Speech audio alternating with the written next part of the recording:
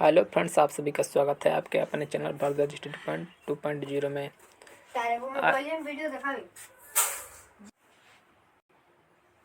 आज के इस वीडियो में हम लोग सेट नंबर 3 देखेंगे। ठीक है, तो इसका पहला क्वेश्चन रहने वाला है, भारत के लौह युग खालिस्तान काल से जुड़ा है जो लगभग 1500 ईसा पूर्व से 500 ईसा पूर्व तक चला। तो भारत में लौह युग किस काल से जुड़ा है? तो वैदिक काल से। ठीक है, नेक्स्ट पूछा गया था, सितंबर 2023 में जम्मू कश्मीर में कचरे के खिलाफ जंग के लिए एम्बेसडर के रूप में निम्नलिखित में से किसे नामित किया गया? तो बाना सिंह को। किसको? बाना सिंह को नामित किया गया था। नेक्स्ट क्वेश्चन पूछा गया था, राज्यसभा में केंद्र शासित प्रदेशों यूनियन टेरिटरीज के प्रतिनिधि कैसे चुने जाते हैं? तो इसका राइट आंसर होगा, निर्वाचन मंडल के सदस्यों द्वारा अप्रत्यक्ष रूप से निर्वाचित किए जाते हैं। नेक्स्ट क्वेश्चन पूछा गया था, उस्ताद बिंदा खान का संबंध किस वाद्य यंत्र से है? तो उस्ताद बिंदा खान का संबंध सारंगी से है। ठीक है,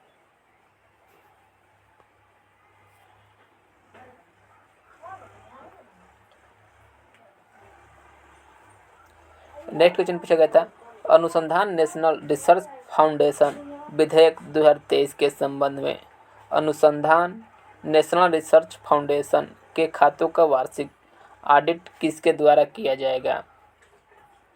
तो कैग के द्वारा किया जाएगा। ठीक है, नेक्स्ट क्वेश्चन पूछा गया था, बैडमिंटन में एक तेज और निचला शॉट जो नेट पर क्षैतिज उड़ान भरता है उसे के रूप में जाना जाता है? तो किस रूप में जाना जाता है? ड्राइव के रूप में जाना जाता है। ठीक है, नेक्स्ट क्वेश्चन पूछा गया था, जलियांवाला बाग नरसंहार 1919 में अमृतसर में किस नीति या अधिनियम के दौरान हुआ था जिसमें अंग्रेजों का मुकदमा चलाए बिना भारतीयों को गिरफ्तार करके जेल में डालने की अनुमति दी गई थी? तो कौन सा अधिनियम था? तो रेलेट एक्ट था। ठीक है, नेक्स्ट क्वेश्चन पूछा गया था, किसी देश की अर्थव्यवस्था में सरकारी बजट का प्राथमिक उद्देश्य निम्नलिखित में से क्या है? तो संसाधनों का कुशलतापूर्वक आवंटन करना प्राथमिक उद्देश्य है।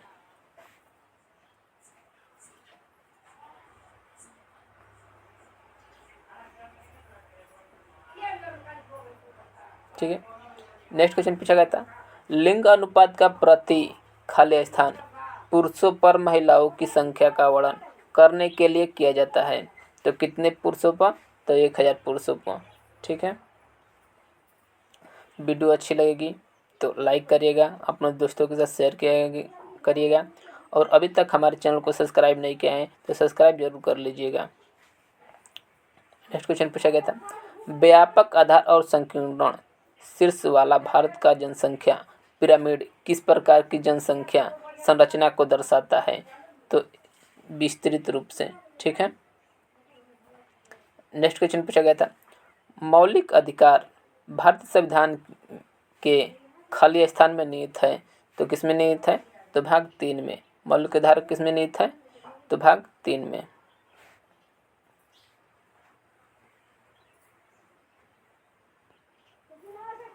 नेक्स्ट क्वेश्चन पूछा गया था,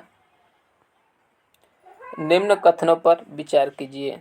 ठीक है, तो पहला कथन है, वह गैस जो बायल के नियम, चार्ल्स के नियम और एवोगैड्रो का नियम का पालन करती है आदर्श गैस कहलाती है।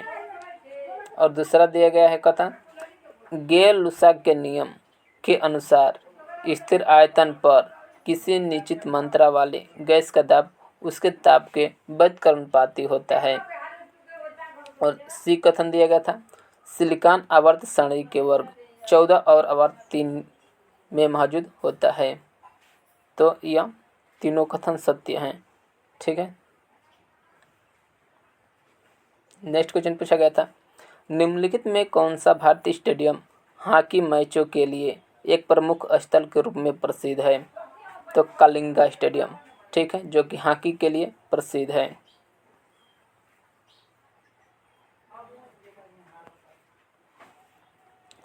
नेक्स्ट क्वेश्चन पूछा गया था, हरित क्रांति के पहले चरण में HYV बीजों के उपयोग से मुख्य रूप से किन राज्यों को लाभ हुआ? तो किन किन राज्यों को लाभ हुआ? पंजाब को हुआ, आंध्र प्रदेश को हुआ और तमिलनाडु को हुआ, ठीक है। नेक्स्ट क्वेश्चन पूछा गया था, भारत में किसी भी केंद्र शासित प्रदेश जिसकी शक्तियाँ राज्यों की तुलना से अधिक सीमित हो का निर्णय और उसे भंग कर सकता है? तो केंद्र सरकार उसे भंग कर सकता है, ठीक है।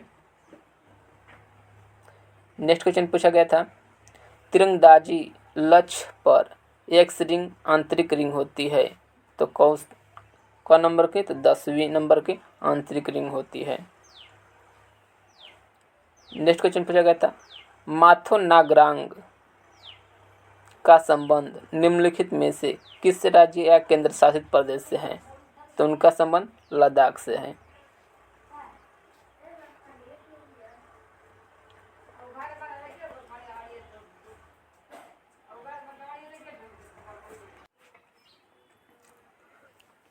नेक्स्ट क्वेश्चन पूछा गया था 38 नंबर, ठीक है, भारत में हरित क्रांति के संबंध में निम्नलिखित कथनों को पढ़िए, ठीक है, जिसमें 2 कथन दिया गया था। तो पहला कथन था, भारत में हरित क्रांति काफ़ी हद तक गेहूं क्रांति है, क्योंकि 1967-68 और 2003-04 के बीच गेहूं के उत्पादन में 3 गुना से अधिक वृद्धि हुई, जबकि कुल अनाज के उत्पादन में केवल 2 गुना वृद्धि हुई है, ठीक है। यह पहला कथन था। दूसरा कथन दिया गया था, इसके परिणाम स्वरूप वर्ष 1978-79 में 180 मिलियन टन अनाज का उत्पादन हुआ और भारत दुनिया में सबसे बड़े कृषि उत्पादन में से एक बन गया, ठीक है। इसमें दोनों कथनों का पहचान करना था, तो इस तरह से इसका राइट आंसर होगा ए और बी, दोनों कथन सही हैं, ठीक है। नेक्स्ट क्वेश्चन पूछा गया था, निम्नलिखित में से किसे शास्त्रीय नृत्य में उनके योगदान के लिए संगीत नाटक अकादमी पुरस्कार से सम्मानित किया गया?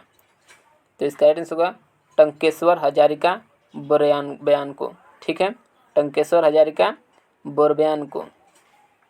आज का लास्ट क्वेश्चन है, किस राज्य ने अपनी गरीबी उन्मूलन योजना का उन्नत संस्करण अरुणोदय पेश किया है?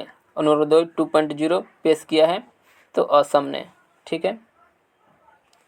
इसी तरह आज का सेशन समाप्त होता है और हमारे चैनल को अभी तक सब्सक्राइब नहीं किया तो सब्सक्राइब जरूर कर लीजिएगा। जय हिंद, वंदे मातरम।